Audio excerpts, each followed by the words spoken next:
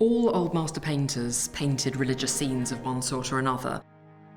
But for me, this artist, you can tell, was absolutely obsessed by spirituality.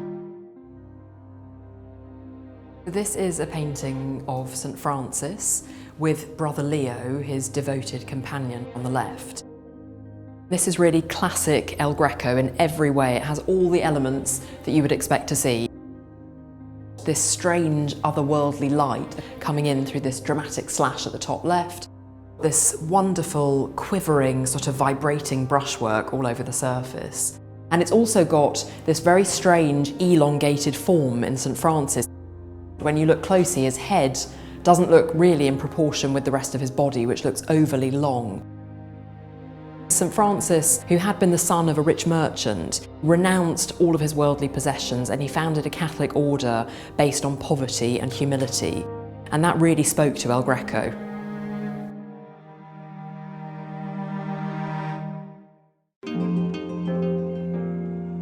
El Greco trained as an icon painter, so he grew up in this Greek tradition of religious painting. All of that Byzantine art with its very flat surfaces and the kind of glistening quality of the mosaics and icons totally fed into the art that he started to make as a young painter. As well as the Greek tradition, there was another major influence on El Greco's work, and that came from Italy. He studied there under Titian, and he picked up there the spirit, if you like, of Venetian painting, which was all about luscious, rich, textured surfaces.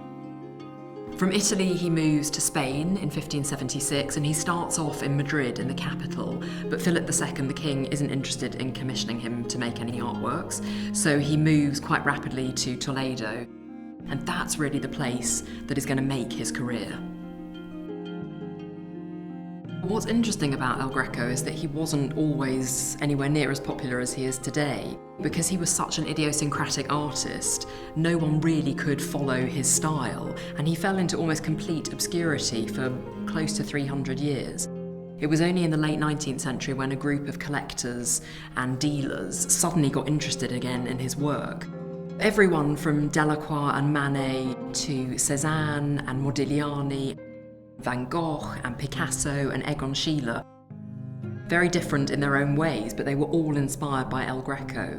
He was a great free thinker of his age. There's a real personal expressiveness there. And I think really that rediscovery of El Greco actually changed the course of modern painting. Ultimately, what really inspired him was this search for the spiritual, for something otherworldly through which he could communicate. I mean, he said rather beautifully, "I paint because the spirits whisper madly inside my head." This painting still has that whispering of the spirits across 4 centuries.